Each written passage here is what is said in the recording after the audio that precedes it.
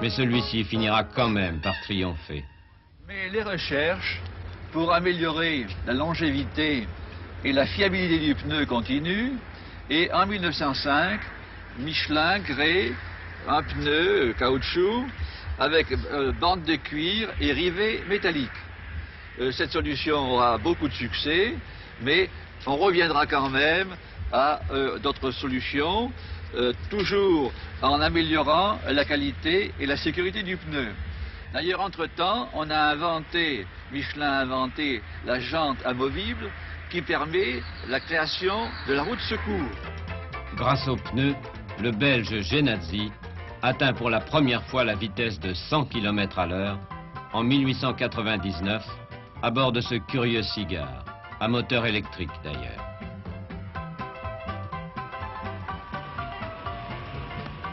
Le pneu, ce n'est pas un accessoire, c'est une révolution, aussi importante que le moteur à explosion. En 4 ans, l'automobile rattrape le train, d'un seul bond. Et un journaliste trouve cette formule: le pneu c'est le rail portatif, un rail d'air.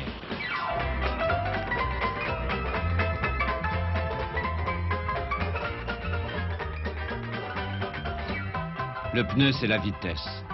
Avec lui s'ouvre une ère nouvelle, celle des grandes courses, la Targa Florio, le Grand Prix de la CF ou la Coupe Gordon Bennett qu'on voit ici, créée par un milliardaire américain, directeur à Paris du New York Herald Tribune. C'est l'époque des bolides qui foncent à plus de 100 à l'heure, des monstres avec des moteurs énormes de 10 à 13 litres de cylindrée.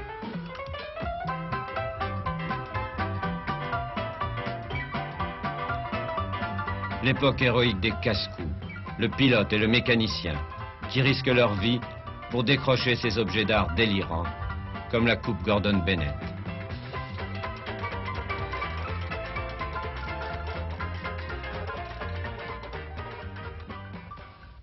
Parmi eux, un jeune Français va faire parler de lui, Louis Renault.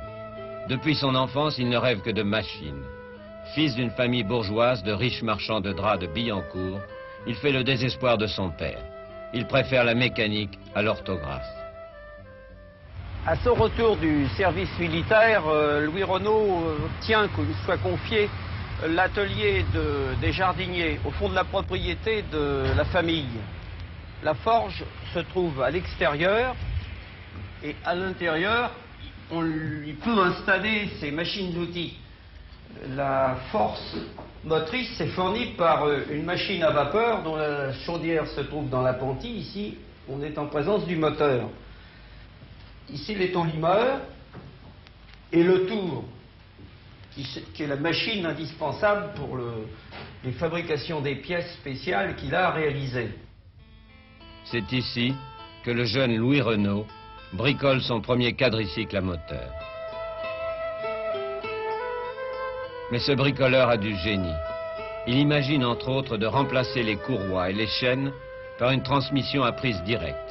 Un brevet que tout le monde va bientôt lui emprunter et qui fera sa renommée. Le jour du réveillon 1898, Louis Renault fait une démonstration devant les amis de la famille. Le notaire de son père, maître Viau, enthousiaste, lui donne 40 louis et part avec la voiture. Du coup, ses grands frères, Marcel et Fernand, découvrent soudain les mérites du petit Louis.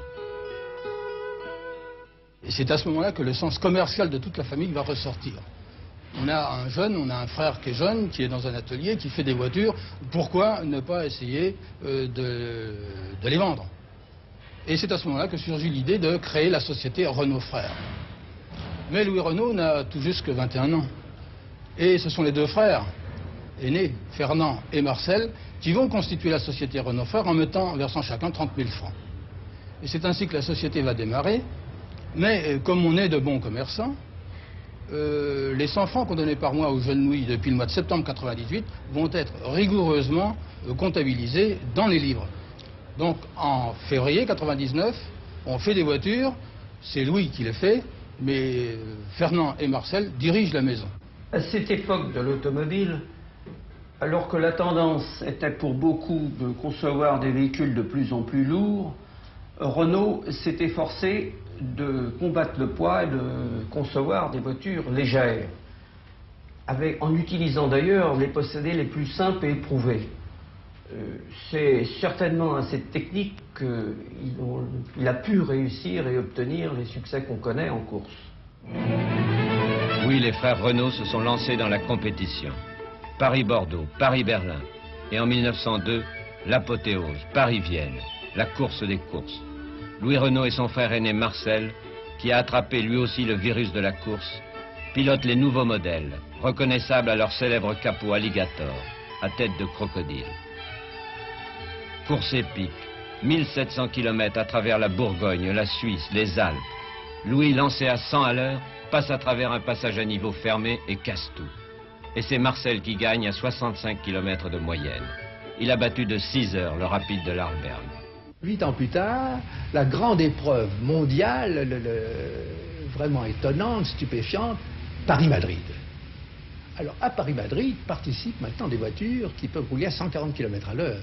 Et il ne faut pas oublier que le vainqueur, Gabriel Surmorse, a fait un peu plus de 100 à l'heure, suivi de très près par une légère voiture conduite par son constructeur, qui était Louis Renault.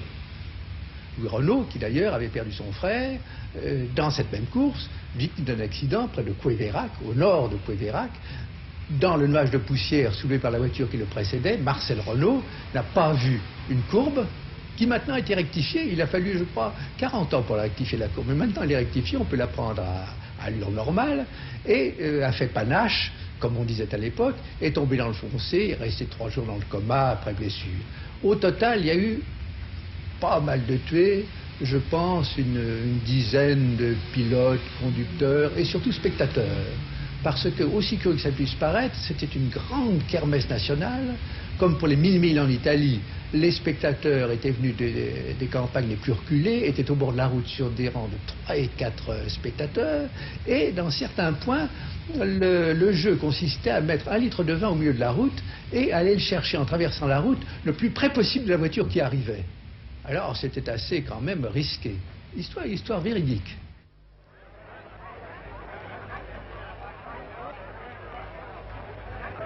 Pour éviter une petite fille, Touron entre dans la foule, 3 morts. Pour éviter un chien, Barrault se jette sur un platane, il se tue avec son mécanicien. Porter enfonce un passage à niveau fermé, son mécano est tué. Plus de 10 morts. Le gouvernement décide d'arrêter les frais à Bordeaux et c'est la fin des courses de ville à ville.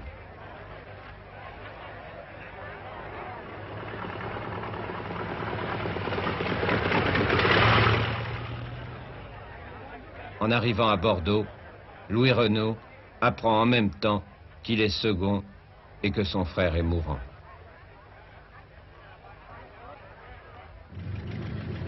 Et voilà, en 20 ans, l'automobile a pris sa forme définitive. 4 roues égales, moteur à l'avant, pneus à air, volant incliné, boîte de vitesse, radiateur en nid d'abeille, tout y est. Et elles font déjà du 100 à l'heure. Franchement, qu'est-ce qu'une automobile d'aujourd'hui a de plus que ce modèle Daimler qui date de 1901 et qui va être baptisé Mercedes? Fin du 19e siècle, vivait à Nice un homme d'affaires tout à fait hardi et en même temps consul général d'Autriche. C'était M. Jelinek. M. Jelinek était un grand amateur de voitures et surtout des voitures Daimler. Il a commandé une voiture comme celle-ci, dans laquelle je me trouve maintenant, et il a baptisé cette voiture après le nom de sa fille bien-aimée, Mercedes. Alors il a gagné plusieurs courses et il était tout à fait enchanté de ça. Et il a dit à M. Daimler en 1901, combien vous en fabriquez dans l'année? Alors M. Daimler a dit à ce moment-là, oh, des voitures pareilles, 36. Alors je lui ai dit, je vous passe toute la commande sous condition que vous les appeliez toutes Mercedes. Alors M. Daimler a d'abord hésité un peu, mais il s'est dit tout de même, c'est une bonne affaire, la production de toute une année. Et il a baptisé donc ces voitures Mercedes, il les a fabriquées, il les a livrées, il a fait une bonne affaire. En même temps, M. Jelinek a fait une bonne affaire aussi, parce qu'il a vendu toutes ces voitures à des clients qui étaient enchantés de voir une voiture pareille qui au fond, a eu tout à fait le premier aspect d'une voiture automobile. Et après tout, Mercedes, et plus tard, quand Mercedes et Benz, les deux sociétés, se sont réunies, ils ont baptisé leur voiture Mercedes-Benz en 1926. 1906, nouvelle étape. L'Automobile Club de France crée son Grand Prix sur le circuit de la Sarthe. 12 tours de 103 km. Depuis le drame de Bordeaux, la course sur route a été interdite. Mais elle renaît sur les circuits, dans la fièvre des grands jours. 30 voitures engagées, 3 par marque. Voici la Mercedes de Genadzi, le Belge qui a atteint le premier 100 km à l'heure. La Brasier, la voiture qui a gagné 2 fois la Coupe Gordon Bennett. La Lorraine Dietrich, pilotée par Rougier. La Clément Bayard, pilotée par le fils Clément. Le père et le fils se sont disputés, dit-on, car papa Clément a refusé de monter sur sa voiture la dernière nouveauté, les roues à jantes amovibles qui permettent de changer les pneus plus vite. Et voilà l'Hotchkiss, piloté par Leblond, dont les roues à rayons font sensation. Il est 6 h du matin, mardi 26 juin. C'est parti, à 90 secondes d'intervalle.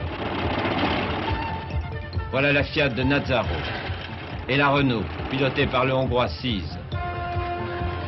Les Brasiers sont les plus rapides. Elles ont pris la tête et mènent un train d'enfer avec des pointes à 150 km à l'heure. Suivies par les Italiens, la Fiat de Nazzaro, le Maestro moustachu et l'Itala de Cagno qui a perdu son capot. L'Hotchkiss de Leblond roule très fort, suivi par la Lorraine Dietrich de Rougier. Et voilà la Renault, reconnaissable à son capot qui rattrape le peloton. Une Clément Bayard sort de la route. C'est le fils Clément, ça y est, il a crevé. Il va perdre au moins 15 minutes à changer son pneu. Ah, si papa l'avait écouté. Au 3e tour, la Renault de Sees prend la tête.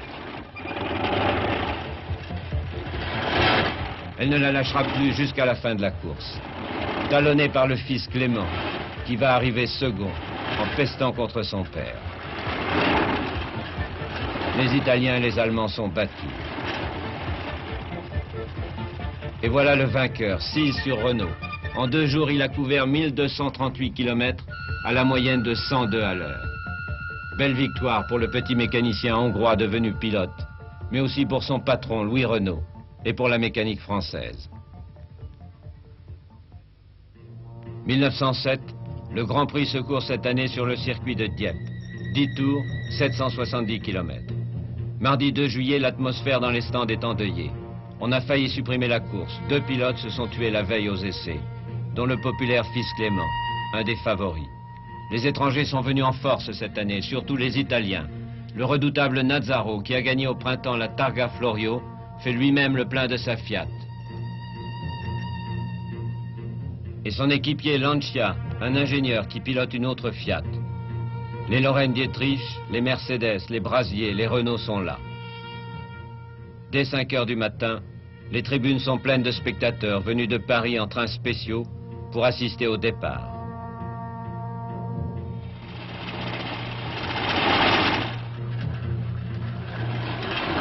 Dès le premier tour, la lutte est acharnée entre les Fiat, les Darracq, les Brasier, les Lorraine Dietrich et les Renault.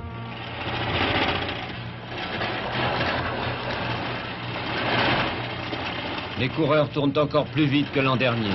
Ils prennent tous les risques.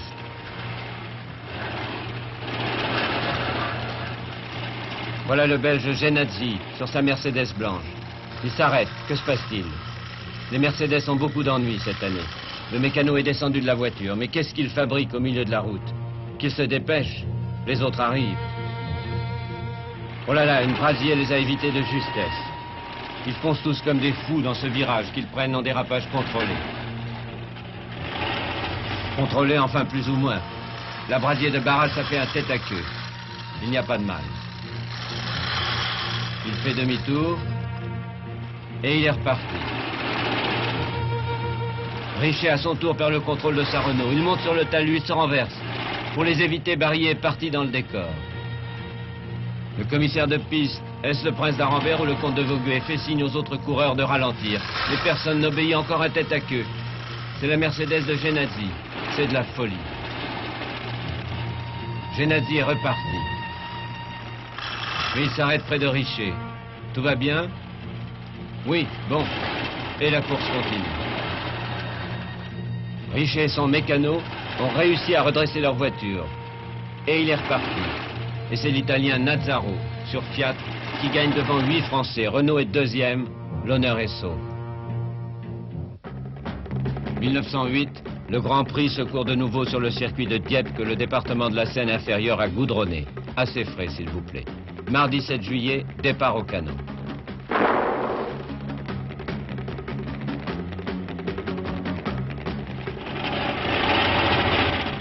Au 4e tour, Pierron sur motobloc et Emery sur Benz se laissent embarquer. Ils ont calé leur moteur, mais les mécanos ont sauté à terre et remettent en route à la manivelle. Bravo, les voilà repartis. La route du circuit a été massacrée la veille par les voiturettes qui ont couru ici. C'est folie de prendre ce virage à cette allure. Ça y est, la motobloc de Garcia a enfoncé la palissade. Nazzaro, le vainqueur de l'an dernier, a cassé son vilebrequin. Il a abandonné et ce sont les Mercedes qui sont en tête, poursuivis par les Français. Sissac marche à la limite, mais voilà qu'il capote, il a fait 3 tonneaux. Le service d'ordre se précipite. Le mécanicien a été tué sur le coup. Et Sissac? Où est Sissac? On l'emporte, dans un état désespéré. L'an dernier, le fils Clément, cette année, Sissac. Dans le virage 2, c'est maintenant une Opel qui s'est renversée. Mais l'équipage a l'air indemne. Plus de peur que de mal. L'Axen s'est arrêté sur le bord de la route. Il a grillé son moteur, mais qu'est-ce qu'il bricole sous son capot? Il va prendre feu.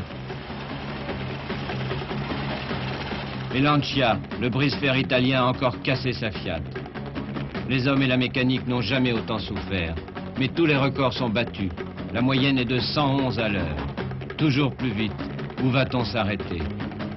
C'est un Allemand sur Mercedes qui gagne. Lautenschlager, un inconnu.